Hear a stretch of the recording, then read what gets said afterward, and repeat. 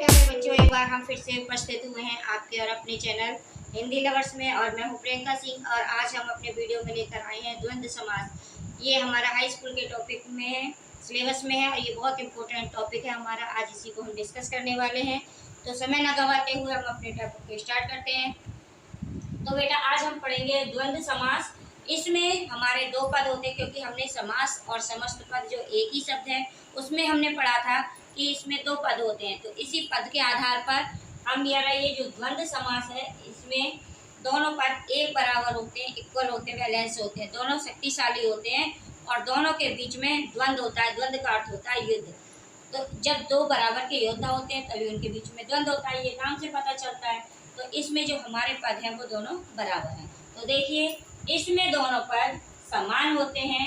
द्वंद्व समास में दोनों पद योजक चिन्ह, बेटा ये जो ब्रैकेट में आपको छोटा सा निशान दिखाई देता है इसको योजक चिन्ह कहते हैं। इस योजक चिन्ह के साथ में जुड़े हुए होते हैं। विग्रह करने पर योजक चिन्ह, ये जो छोटा वाला निशान होता है, ये जो आप देख रहे हैं छोटा सा निशान, इसको हटा दिया जाता है। हटा करके इसके स्थान पर, इस छोटे से निशान के स्थान पर हम और शब्द का प्रयोग करते हैं और लगा देते हैं। जिस प्रकार से ये जो हमारा छोटा सा निशान आपको दिखाई देता है इसको योजक चिन्ह कहते हैं। जहाँ जहाँ आपको ये योजक चिन्ह दिखाई देगा वहाँ पर दो सब पदों के बीच में, तो वहाँ पर हमारा द्वंद्व समास होगा। इसको और विस्तार से देखिए। ये हमारे उदाहरण है, जो हमने कुछ उदाहरण लिए हैं। सबसे पहला उदाहरण लिया है हमने माता पिता। देखो बेटा ये दो पद है, माता एक अलग पद है, पिता एक अलग पद है। माता पिता, इनको ये छोटा सा निशान जो योजक चिन्ह है इसके साथ में जोड़ा गया है। जब हम इसका विग्रह करते हैं तो हमारे सामने ये रूप आता है, समास विग्रह या समस्त पद विग्रह। तो माता, हमारा पहला पद माता है तो हमने ये माता रखा। अब ये जो हमारा योजक चिन्ह था, छोटा सा जो निशान था, इसको हटाया गया और इसके स्थान पर और शब्द का प्रयोग किया गया और उसके बाद हमने लिखा पिता। अब इसमें जो हमारा समस्त पद है इसके ये दोनों पद जो हैं एक योजक चिन्ह के साथ में जोड़ते जाएंगे और जैसे जैसे हम समास का विग्रह करेंगे इस योजक चिन्ह का लोप होता चला जाएगा और उसके स्थान पर हम और शब्द का प्रयोग कर देंगे। अगला शब्द है, देखिए हमारे पास में राजा रानी, योजक चिन्ह है। राजा के बाद योजक चिन्ह आ गया, फिर अगला शब्द रानी है। विग्रह करने पर राजा और रानी। अगला शब्द है हमारा पाप पुण्य, इसके बीच में योजक चिन्ह लगाया हुआ है। अब हम योजक चिन्ह को हटाएंगे तो हम और शब्द का प्रयोग करेंगे, पाप और पुण्य। अगला शब्द है हमारे पास में रात दिन। अब इसके साथ हम योजक चिन्ह को हटा देंगे, ये दोनों पद हमारे योजक चिन्ह के साथ में जुड़े हुए हैं। तो योजक चिन्ह हटाने के बाद फिर से और लगेगा रात और दिन। अगला शब्द है गुण दोष, योजक चिन्ह हटाया, गुण और दोष। सच्चा झूठा, सच्चा और झूठा। राजा रंग, राजा और रंग। मोटा पतला, मोटा और पतला। इस प्रकार से आपने देखा ये जो हमारा समस्त पद था द्वंद्व समास का, इन सभी दोनों पदों के बराबर थे, समान थे और इन दोनों समान पदों को एक योजक चिन्ह के साथ में जोड़ा गया और योजक चिन्ह हटाने के बाद और शब्द का प्रयोग करके हमने इन पदों का विग्रह कर दिया, इनको अलग अलग अवस्था में ले आए। तो इस प्रकार से हमारा आज का जो द्वंद्व समास है ये संपन्न होता है, समाप्त होता है। तो अब हमारा अगला समास है द्विगु समास। द्विगु समास में क्या होता है बेटा, इसमें दो पद होते हैं।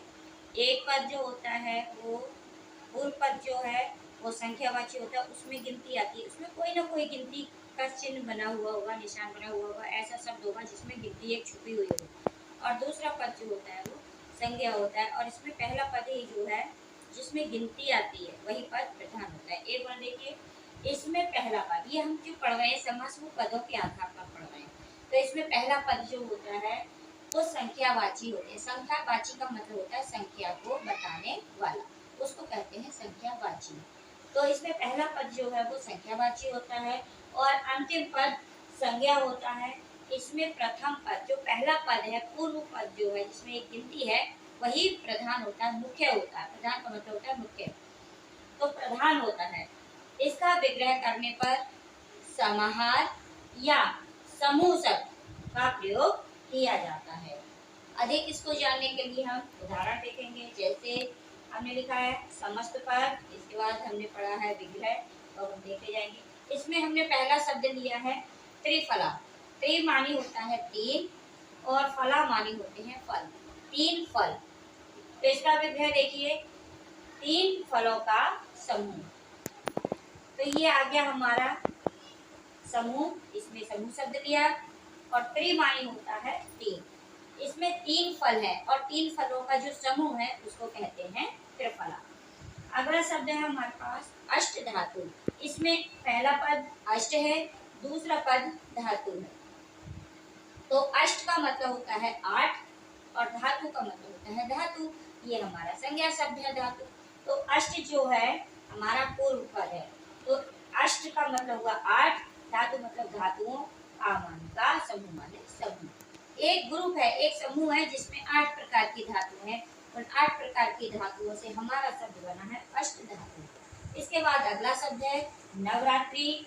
नव मानी होता है नौ, रात्रि मानी रात, 9 रातों का समूह नवरात्रि। नवरत्न, नव मानी 9, रत्न मानी रत्न, 9 रत्नों का समाहार या समूह। हम इसको समूह भी लिख सकते हैं, समाहार भी लिख सकते हैं। ये इस जो समास है इसकी विशेषता है, पहली ये है कि इसमें पहला पद जो होगा वो एक गिनती होगा, और दूसरा जो होगा उसमें समाहार विग्रह करने पर शब्द का अवश्य प्रयोग किया जाएगा। ये दो विशेषताएं होती हैं हमारे द्विगु समास में। इसके बाद हमने लिया है दोपहर। दोपहर का है दो मानी दो, पहर मानी पहर, दो पहरों का समाहार या दो पहरों का समूह दोपहर। अगला शब्द है पंचानन। पंच मानी पांच, आनन मानी होते हैं मुख, 5 मुखों का या 5 आननों का समूह पंचानन। अगला शब्द है चौराहा। चौ मानी होते हैं 4, राह मानी रास्ते, 4 रास्तों का समूह या 4 राहों का समूह चौराहा। अगला शब्द है सप्तऋषि। सप्त का मतलब होता है 7, ऋषि मानी ऋषि, 7 ऋषियों का समूह, 7 ऋषियों का समूह सप्त ऋषि। इस प्रकार से हमने ये देखा, इसमें जो हमारा पहला पद है वो एक गिनती है।